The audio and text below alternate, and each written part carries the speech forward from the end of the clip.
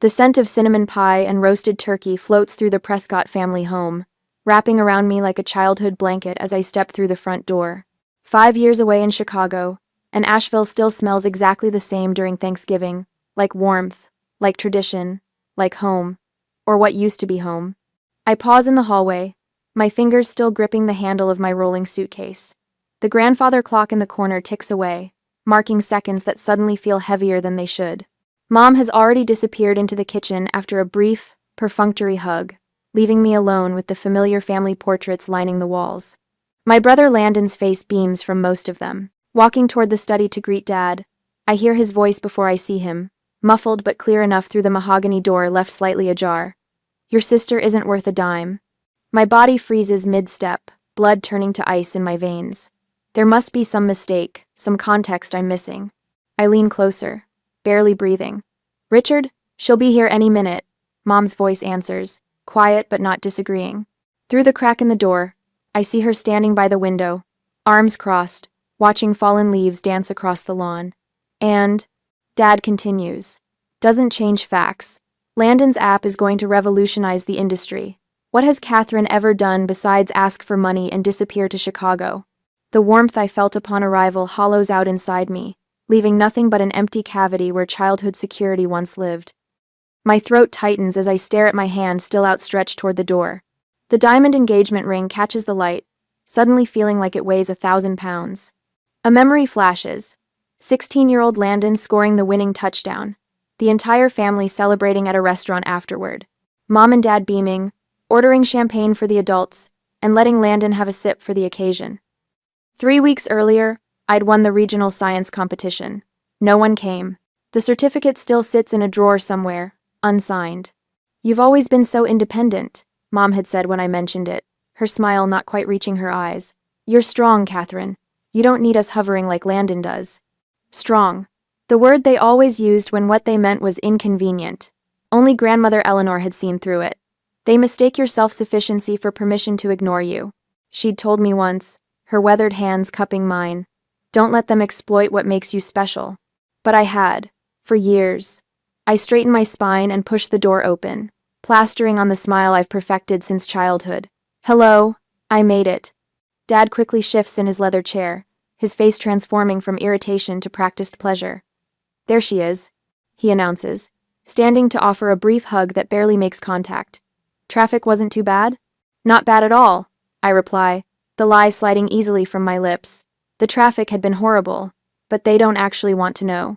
"Dinner's almost ready," Mom says, crossing the room to straighten a picture frame that doesn't need straightening. "Landon and Jessica will be here any minute with the kids." "Great.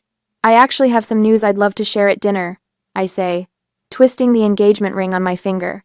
"David proposed last month, and did your brother tell you about his app?" Dad interrupts, his eyes lighting up in a way they never do for me. $3 million in first-round funding. The investors practically threw money at him.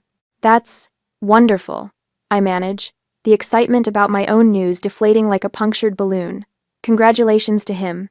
The boy's a genius," Dad continues, as if I hadn't spoken. Natural business sense. Mom notices my ring then, glancing down at my hand. "Is that new?" she asks. But before I can answer, she adds, "Could you help me in the kitchen? I'm running behind." In the kitchen, I chop onions with mechanical precision, fighting back tears that have nothing to do with the vegetables. Mom hums beside me, occasionally glancing over with that condescending smile that has always said more than her words. "So, an engagement ring?" she finally asks, her tone suggesting she's humoring me. "Yes," David proposed on the lakefront. "He's a pediatric surgeon now. And did you hear what your father said about Landon's app?" She interrupts, reaching past me for the salt. "After all those years of supporting him through his finding himself phase, we always knew he'd make something of himself." The knife in my hand pauses mid-chop. The implication hangs in the air between us. Unlike me, goes the unspoken addition. Something shifts inside me then, subtle but seismic. A small crack forms in the foundation of what I've always accepted as normal. The knife resumes its rhythm. But behind my polite nod and appropriate murmurs of interest about Landon's success, a quiet determination begins to form. For the first time, I see the pattern with perfect clarity, not as the natural order of things, but as something constructed, maintained, and deeply wrong. The revelation settles into my bones like a diagnosis finally naming a lifelong illness. I am not the problem. I never was. And as the doorbell rings announcing Landon's arrival, I make a silent promise to the little girl who once put away her science trophies to make room for her brother's football participation medals. This ends now. The digital clock on my nightstand flips to 2:17 a.m. as I stare at the ceiling, sleep a forgotten luxury. Dad's words from earlier today replay like a broken record. Your sister won't see a penny of what's left from Mom's estate. We've already decided. I couldn't have misheard. Not twice in one day. My laptop beckons from my overnight bag. A strange calm washes over me as I slip out of bed, the hardwood floor cold against my bare feet. Grandma Eleanor's voice echoes in my memory. Trust your instincts, Catherine. They've never led you astray. The blue glow of my screen illuminates the guest bedroom as I log into my banking portal. What begins as curiosity transforms into methodical investigation. I create a new spreadsheet, fingers flying across the keyboard with surgeon-like precision. Each transaction tells a story I've been too blind to read. Family emergency. Dad had called it in 2017. $5,000 transferred. Just until Landon's app gets funded. In 2019. $8,000 gone. Your mother's medical bills. In 2021. $12,000 vanished. On and on the list grows. Small amounts, large amounts. Always with a promise of repayment that never materialized. Always framed as temporary assistance that somehow became permanent gifts. They mistake your self-sufficiency for permission to exploit you, Grandma had warned. By 4:30 a.m., the evidence has become undeniable. $57,600 over 8 years. My throat tightens as I cross-reference the dates with my own hardships. The month I ate nothing but ramen to make rent. The year I couldn't afford health insurance. The dental work I postponed for 3 years. But worse discoveries await in my email archives. I search Eleanor Estate and find the forwarded documents from after Grandma's death 4 years ago. Insurance paperwork. Dad had called it, rushing me to sign during Thanksgiving dinner preparation. Just formalities for releasing the funds. The PDF loads slowly, each pixel revealing another betrayal. Not insurance forms, loan guarantees. My signature, authorizing Dad to borrow against my inheritance portion. $10,500 that should have been mine, now listed as a family allocation.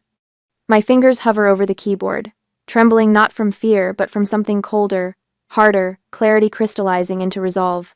The faces of my betrayers materialize in my mind with perfect clarity. Dad Richard Prescott, financial advisor to half of Asheville's elite, architect of my systematic financial bleeding. The manipulator who turned my independence into a weapon against me.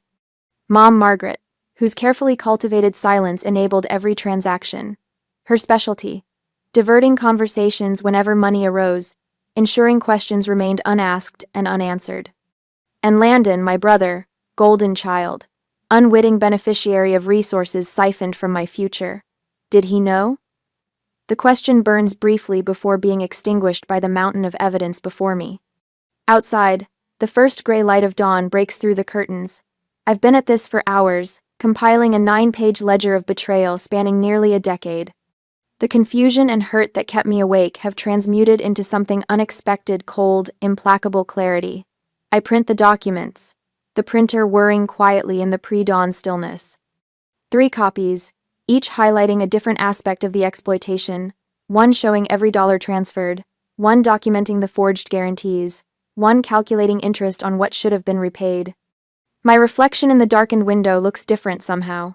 Shoulders straighter, jaw firmer, eyes clear. The emotional appeals ended yesterday. Today begins with evidence. You cannot fight what you cannot name, Grandma Eleanor used to say. Now I've named it, documented it, quantified it down to the last penny. What they've stolen goes beyond money. My security, compromised by forged documents bearing my signature, my identity as the strong one weaponized against me, my financial independence, undermined by constant drainage. Most unforgivable. Grandma Eleanor's legacy, her final gift meant to launch my future, redirected through deception to fund Landon's 3rd failed startup attempt. The sun crests the horizon, painting the room in amber light. I place the documents in 3 folders, color-coded for impact rather than organization. In 4 hours, the family will gather for breakfast. The perfect backdrop for revelations. I close my eyes, not to sleep but to center myself. What happens next will permanently alter every relationship in this house. The daughter they've known, compliant, self-sufficient, easily dismissed, died sometime during the night, replaced by someone they won't recognize, someone who finally sees the truth. My fingers trace the neat rows of figures on the printed ledger, each number a small piece of myself reclaimed. My first victory in a war I didn't know I was fighting until now. Expensive enlightenment, but worth every penny. I place the folders on the nightstand and lie back, watching the ceiling brighten with morning light. For the first time since arriving, I feel something like peace. The clarity of complete financial accounting has come at a devastating emotional cost, but as Grandma would say, the truth may not set you free, but it sure shows you which locks need picking. Tomorrow, I'll worry about the future. Today is for justice. The morning light filters through the kitchen blinds, casting parallel bars across the dining table, where I've arranged everything with military precision. 4 ceramic mugs, a carafe of coffee strong enough to strip paint, and 3 manila folders positioned at exact right angles. Each folder bears a name in black permanent marker. Richard, Margaret, Landon. My handwriting, normally a rush scrawl, appears oddly calm on the labels, belying the hurricane in my chest. I check my watch. 7:28 a.m. The sound of footsteps and morning complaints drifts down from upstairs. They'll be here in moments, stumbling into what they think is just another family breakfast. My fingers trace the edge of the center folder. 9 pages of financial records. 8 years of calculated exploitation. $57,600 in emergency loans that were never emergencies and never loans. The numbers dance in my vision like an accusation. The stairs creak.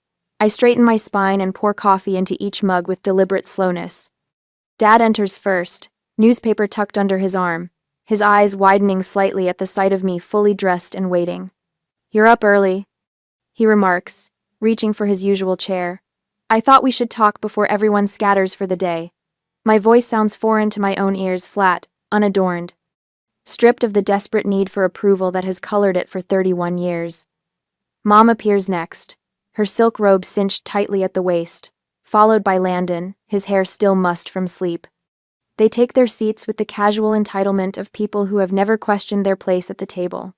I wait until they've each taken a sip of coffee, until they've settled into the comfort of routine. Then I slide the folders toward them, one for each. "Here's every dollar I sent you," I say, the words falling from my lips like stones. Every cent taken from Grandma Eleanor's inheritance. Everything. Dad's coffee mug freezes halfway to his mouth. "What's this supposed to be?" "Evidence."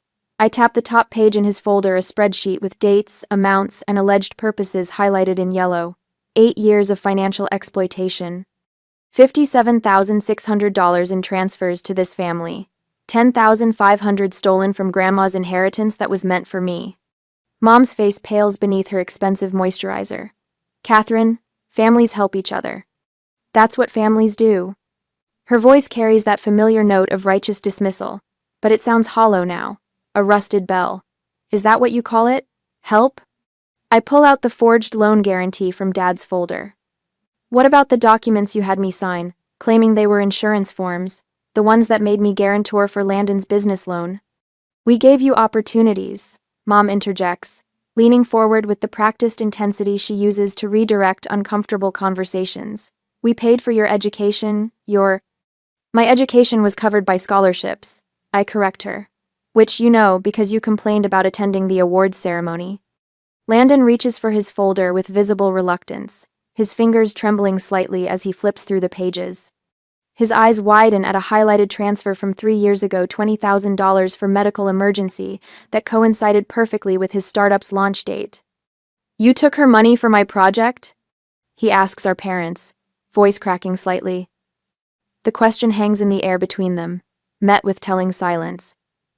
Something shifts in the room, then a subtle transfer of power. For the first time, I see doubt cloud my brother's face as he stares at our parents. The golden sun glimpses his own tarnished pedestal. "I've spent my life believing I wasn't worth your attention." I continue, my voice steady, despite the emotional turmoil roiling beneath the surface. "But I was worth stealing from, wasn't I?" Dad recovers first, his businessman's composure sliding back into place. These are family matters, Catherine. Not everything is a balance sheet. Your grandmother would understand. No. The word rings across the table with quiet authority. She wouldn't. That's why you waited until after she died to take her money. I pull a small brass key from my pocket, running my thumb over the word engraved on its bow. Boundaries. Grandma Eleanor's last gift to me.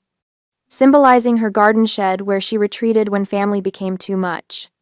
The place where she'd taught me that worth isn't measured in approval. I've canceled all recurring transfers from my accounts to yours. I inform them, pocketing the key again. My credit files have been frozen to prevent any future attempts at fraud. The bank's fraud department has been notified, with copies of all this documentation. Mom's face contorts with practiced hurt. You're reporting your own family to the authorities? After everything we've done for you? I haven't filed charges. Yet. I emphasize the last word, letting it settle between us like a promise. But my lawyer has been notified about the identity misuse. He's drawing up papers as we speak. The wall clock ticks loudly in the silence that follows. For years I've mistaken family loyalty for obligation, allowing it to be weaponized against me, binding me to people who saw me as nothing more than a convenience. I'm taking the promotion in Boston, I announce, rising from my chair. The job offer I've spent weeks agonizing over suddenly feels like liberation rather than abandonment. Senior Finance Director. They need an answer by Monday. Boston? Mom's voice rises. But that's across the country. What about holiday gatherings? What about me? I finish for her. For the first time, the question doesn't sound selfish to my ears. It sounds necessary. I gather the empty coffee mugs, stacking them with methodical precision. The evidence stays on the table. I've made copies for myself. Let them sit with the paper trail of their betrayal. I have a flight to catch, I say, retrieving my purse from the counter. The 9 pages of evidence are already tucked into my carry-on, the weight of them somehow lighter than the burden of willful ignorance I've carried for decades. They remain frozen at the table as I walk toward the door, leaving them in the chaos of their own making. No dramatic exit needed, just the quiet finality of a decision made with clear eyes. The taxi waiting outside will take me to the airport, then to Boston, where a corner office with a harbor view awaits. Senior Finance Director. The title feels right, earned through competence rather than connection. As I close the front door behind me, I feel Grandma Eleanor's key warm against my skin through my pocket. Boundaries. The word no longer feels like a wall I build to keep others out, but a foundation I create to keep myself intact. My old life closes behind me with deliberate finality. The new one waits, ready to be claimed on my terms. A week later, the Charles River glistens below my apartment window, sunlight dancing across its surface like scattered diamonds. I press my palm against the cool glass, allowing myself a moment to breathe in this view that now costs me an extra $30,000 a year. Worth every penny for the distance it creates. Miss Prescott? The security consultant clears his throat behind me. We're finished with the final installation. I turn, surveying my transformed living space. New locks, security cameras at the entrance, a private number unlinked from any family contacts. The walls are freshly painted a deep burgundy, my choice, not Mother's preferred pastels that always made me feel like I was living inside a baby's nursery. Perfect. I sign the final payment authorization. And you're certain about the protocols we discussed? He nods, professional and crisp. Anyone claiming to be family will be flagged immediately. They won't get past the building entrance without your explicit approval. On my mantel, Grandmother Eleanor's brass key sits displayed in a small glass case, the only family heirloom I kept. The key to her lake house where she taught me to trust my instincts. Now it serves as both memory and boundary marker. They took so much, but they can't take her wisdom from me. Thank you, I tell the consultant, walking him to the door. That will be all. Once alone, I open my laptop, continuing the meticulous organization of financial records that's consumed my evenings since arriving in Boston. 8 years of transactions, color-coded and annotated. Potential legal exhibits labeled and cross-referenced. Jennifer Maxwell, my attorney, called it the most thorough client documentation she'd ever seen. The email notification appears while I'm double-checking a particularly damning bank statement from 2022. Mother's name in bold subject line. Please reconsider what you're doing to this family. The message arrives 3 weeks after my departure, right on schedule. I click it open. already knowing the emotional bullets waiting inside. Catherine, I've barely slept since Thanksgiving.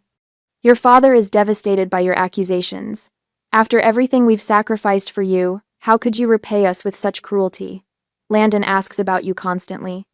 Please come home so we can talk about whatever confusion has caused this behavior. I save the email to my evidence folder without responding. The timestamp matters for establishing the pattern. My phone rings a Boston area code I don't recognize. Catherine Prescott speaking. I answer, professional tone firmly in place. Miss Prescott? Thomas Berger here from East Coast Investments. I'm an old friend of your father's. He's concerned about you and asked if I might reach out, see if we can smooth things over. The first business associate deployed. I make a note of the name and company while responding. Mr. Berger, I appreciate your call, but this is a private matter. Please don't contact me again regarding my family. Before I can hang up, he adds, your father mentioned you might be under significant stress, perhaps affecting your judgment. He only wants what's best. Goodbye, Mr. Berger. I end the call, adding his information to my growing spreadsheet of flying monkeys. Father must be truly worried to activate his business network this quickly. The pattern accelerates over the next few days. Cousin Sarah calls, voice breaking with carefully manufactured concern about my mental state. Uncle Peter leaves a voicemail suggesting I'm throwing away my inheritance over a misunderstanding. 3 distant relatives. Barely know. Send tearful messages about healing the family. Meanwhile, the narrative spreads through carefully crafted social media posts. Mother shares throwback photos with captions like, missing my daughter, praying she finds peace. Father's country club friends comment with thinly veiled suggestions about young professionals burning out, and family is everything during a crisis. I screenshot everything, adding it to my evidence file. They're following the narcissist playbook to the letter, Jennifer Maxwell says when we meet in her downtown office. Sunlight glints off her steel-framed glasses as she reviews my latest documentation. First denial, then recruitment of allies, then attacking your stability. Will it work against us? I ask, watching her expression carefully. Jennifer shakes her head, red curls bouncing against her shoulders. Not with this level of financial evidence.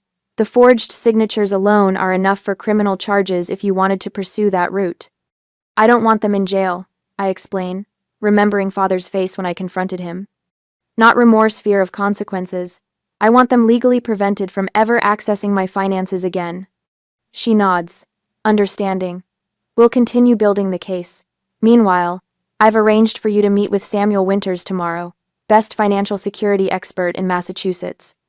He'll review the forged documents. I leave Jennifer's office with a stronger step, heading directly to my therapist's building 10 blocks away.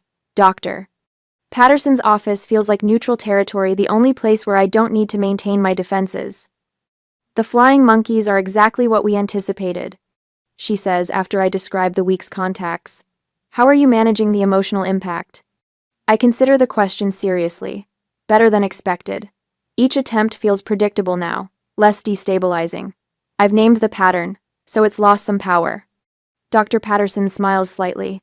That's significant progress. And your workplace boundaries? Secure, I confirm. Lisa has been extraordinary. Lisa Bennett, my department director and unexpected mentor, had immediately understood the situation when I requested privacy protections. She'd implemented them without questions, then offered her personal support over lunch. Anyone trying to reach you will go through me first, she'd promised, eyes sharp with recognition of abuse patterns. I've dealt with something similar. Your career won't suffer because of their actions. Outside Dr. Patterson's office, my phone buzzes with Michael's text. Meeting finished early. Dinner at my place tonight? Made your favorite pasta. To my 4. Michael Carter, my fiancé, the unwavering center in this hurricane.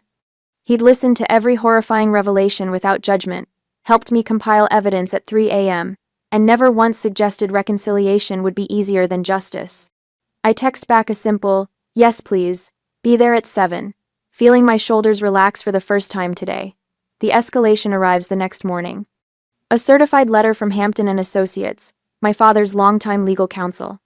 I photographed the envelope before carefully opening it. This firm represents Richard and Margaret Prescott regarding defamatory statements made by Catherine Prescott to multiple parties. Cease and desist all communications regarding alleged financial improprieties or face significant legal consequences. I forward the image to Jennifer immediately, then continue my morning routine without breaking stride. Their predictability makes this easier. By afternoon, the true damage appears. Samuel Winters calls directly, voice tight with urgency. Miss Prescott, I've completed the initial review of your accounts. There's an outstanding loan of $85,000 against your credit taken out 3 months ago for Prescott Development, LLC. The signature matches your father's handwriting, not yours. My stomach tightens, but I keep my voice steady. Document everything, please. Can you check if there have been any recent attempts to access my investment accounts? The pause tells me everything before he speaks. Yes, 2 attempts yesterday citing a family emergency authorization. The requests were denied. I end the call and stand at my window, watching the river flow inexorably forward. The board is set exactly as I predicted, every move calculated to break my resolve or frighten me into submission. My office phone rings the front desk security. Miss Prescott? There's a Margaret Prescott here insisting on seeing you. Says she's your mother. She's becoming quite agitated. Mother's surprise ambush right on schedule. Please escort her from the building. She is not permitted contact with me under any circumstances. Already done, the security officer confirms. She's being removed now. I return to my spreadsheet, adding the latest incidents. The battle lines couldn't be clearer. My personal phone rings Landon's name on the screen. I hesitate, thumb hovering over the reject button. My brother. Beneficiary of their preferential treatment, yes, but perhaps not fully aware of the financial crimes. After a moment's calculation, I answer. Catherine? His voice sounds smaller than I remember. Are you okay? Everyone's saying you had some kind of breakdown. I'm perfectly fine, Landon. I keep my tone neutral. Is that why you're calling? A long pause. No, I found some papers in Dad's office. Loan documents with your signature, but I know it's not your handwriting. I recognize Dad's. There's more, too. What's going on? The first crack in their united front. A potential ally where I least expected one. That's a very long conversation, I reply carefully. Are you certain you want to have it? His voice strengthens slightly. Yes, I think I do. I make a note in my evidence file. Landon's call potential alliance shift. That evening, Michael helps me assemble the final components of our counterattack. The comprehensive evidence package sits on my dining table: financial records, identity theft documentation, forensic handwriting analysis, 8 years of unauthorized transactions, totaling over $200,000. The federal authorities have your identity theft report. Jennifer confirms over speakerphone. The cease and desist letter is ready for your approval, including specific penalties for further contact. I sign the electronic document she's sent, feeling the weight of this moment. Send it. Michael squeezes my hand as I end the call. Are you ready for what comes next? He asks. I look at Grandmother Eleanor's key catching the last light of day. They've spent my entire life preparing me for this fight. They just never expected me to win it. The river flows darkly below my window as night falls, carrying everything toward its inevitable destination. The trap is set, the evidence compiled, the allies secured. Let them come. A week later, the attorney's office smells like lemon polish and expensive leather. I sit ramrod straight in my chair, the conference call about to begin. My palms should be sweating, but a curious calm has settled over me, the kind that comes when you've already accepted the worst possible outcome and decided to forge ahead anyway. Miss Prescott, we're connecting now. My attorney, Sandra, murmurs. Her silver hair catches the light as she nods toward the speakerphone. The red light blinks twice before voices fill the room. Catherine. Dad's voice carries that familiar authoritative tone, the one that used to make me shrink. This is completely unnecessary. We should discuss this as a family. I glance down at the folder before me, tabbed with colored markers and organized with military precision. A text from David lights up my phone. Standing with you. I silence it and look up. All further correspondence must be documented. Any discussion happens through our attorneys. I will not engage in unrecorded conversations. Each sentence falls like a gavel, measured and final. The 3 sentences I rehearsed for hours. Sweetheart, please. Mom's voice wavers with practiced vulnerability. We've always supported you. Remember when we helped with your first apartment? Sandra slides a printout toward me. Evidence item 17. canceled check for apartment help, followed by bank records showing Dad withdrawing the identical amount from my trust fund 3 days later. Mrs. Prescott, Sandra interjects, we have documentation that the financial support you reference was actually Miss Prescott's own inheritance, redirected through your accounts. The pattern is quite clear. A sharp intake of breath from the speakerphone. Richard Prescott has built a reputation in this community for 40 years, their attorney begins. These allegations of fraud are demonstrable. My voice doesn't waver. Let's review the timeline. I begin methodically, starting with the first transfer 8 years ago, January 15th, 2017. $10,000 withdrawn from my account with a forged signature. The funds appeared in Landon's business startup account on January 16th. Dad attempts to interrupt, but I continue, cool as winter water. February 28th, 2019. $15,000 diverted from grandmother Eleanor's bequest specifically earmarked for my education. The forensic handwriting analyst confirms the signatures on these documents are forgeries, Sandra adds, tapping her pen against the report. The implications for tax fraud alone. This is absurd, Dad blusters, but the edge of panic in his voice tells me everything.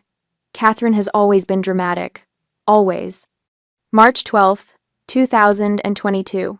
I continue, undeterred. Loan guarantee for Landon's second venture, presented to me as insurance paperwork while I was recovering from surgery. Silence stretches across the line.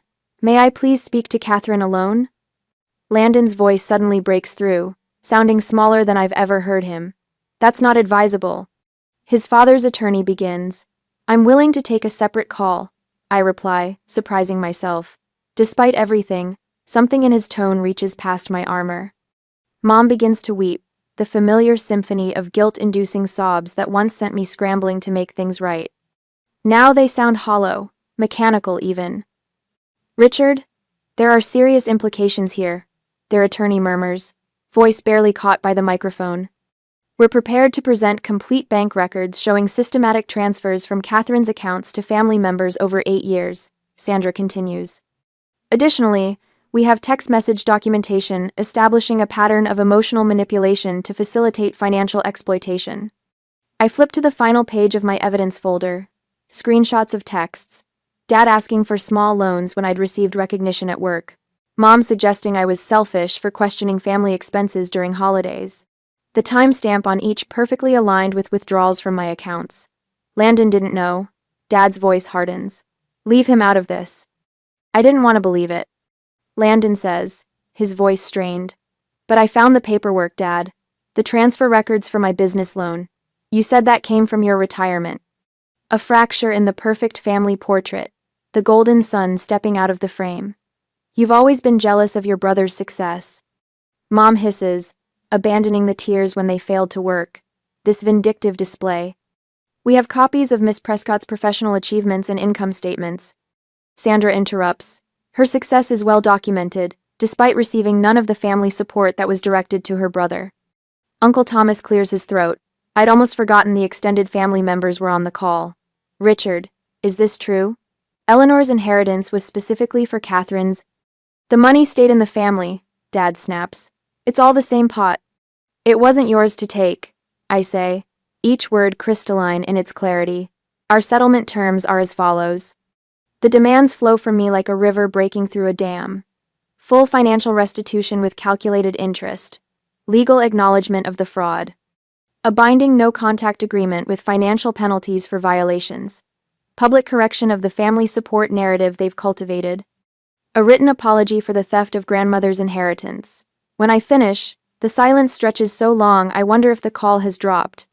You can't possibly expect, Dad begins, but for the first time in my life, his voice holds no power. Those are my terms. The words emerge steady, uncompromising. Mom's crying has stopped entirely. The performance has ended. The audience has left. I'll call you separately, Landon says, resignation, and something like respect in his voice. I look down at my evidence folder, thinking of the years spent believing I was less valuable, less loved, less worthy of protection. The perfect ledger of transactions telling a different story, not of my inadequacy, but of their exploitation. This ledger is balanced, I say, closing the folder with a finality that echoes through the room. The accounts are settled. As Sandra disconnects the call, I feel the weight of expectation and obligation slide from my shoulders. In their place grows something new, something that belongs entirely to me. Freedom built on truth's unshakable foundation. 6 months later, the Boston apartment catches the late afternoon light, transforming ordinary objects into something extraordinary. I run my fingers along the bookshelf I built myself, touching the framed photo from the Harborside wedding 3 months ago. Michael's eyes crinkle at the corners as he smiles at me instead of the camera, his hand wrapped protectively around my waist. The scholarship committee approved 5 more applicants. I call out as Michael enters with groceries, young women who might otherwise fall into the same traps I did. I really content. He sets the bags down, pride evident in his expression. The Eleanor Mayfield Fund, doing exactly what your grandmother would have wanted. The monthly financial self-defense workshop flyer sits on my desk, featuring testimonials from previous participants. Teaching others to recognize the warning signs of exploitation heals something in me with each session. Sometimes I still expect to feel their absence like a wound. I admit, leaning against the kitchen counter, but it feels more like clarity now, like finally seeing through clean glass after years of looking through smudged windows. Michael kisses my forehead. Your chosen family showed up beautifully for the wedding. I smile, remembering my colleagues from the finance firm, where I now serve as senior director, my therapist seated discreetly in the back row, the women from my support group cheering loudly as we exchanged vows. Even Landon attended, standing quietly at the periphery, our fragile reconnection still finding its footing. Dr. Warner says I've made remarkable progress, I say, unpacking vegetables and arranging them by color, a small ritual that grounds me. Processing family trauma takes time, but I'm not letting it define my future anymore. My phone buzzes with a text from Jenna, my newest friend who knows nothing of my past but respects my boundaries without question. This relationship, built on mutual respect rather than obligation, feels revolutionary. At my desk, I open the leather-bound journal, where I've documented my healing journey, each entry marking small victories and occasional setbacks. The early pages detail panic attacks and nightmares. Recent entries celebrate peaceful sleep and genuine laughter. I no longer apologize for my boundaries. I write in today's entry. What once felt like weakness, asking for respect, now feels like my greatest strength. The email from Margaret sits in a folder I rarely open. I saved it not as a tether to the past, but as a reminder of how far I've traveled. Its power to trigger anxiety has diminished with each passing month. 3 scholarship recipients arrive for their mentoring session, eager young faces lighting up when they spot the refreshments I've prepared. Teaching them about financial independence and boundary setting transforms my painful past into purposeful present. My parents always made me feel selfish for saying no, admits Alicia, the youngest at 19. Your boundaries deserve respect, I tell her, remembering my grandmother's words. Family isn't who shares your blood, it's who treats your spirit with dignity. Later, I stand by the Charles River as sunset paints the water gold. Michael's warm hand finds mine as we watch sailboats return to harbor. You've built something beautiful from the wreckage, he says softly. Back home, the brass key mounted on our wall catches the last light of day, engraved with boundaries. It represents not what I've locked away, but what I've finally allowed myself to open. In my journal, I write the final entry for this chapter of my life. Family isn't who invests in your worth without demanding repayment. It's who sees your value as inherent, immeasurable, and never for sale. Grandmother Eleanor taught me that knowledge is power, dignity is non-negotiable, and boundaries are sacred. In claiming these truths, I've finally inherited what matters most, a sense of self no one can exploit or diminish. My worth was never measured in dollars. It was always measured in courage.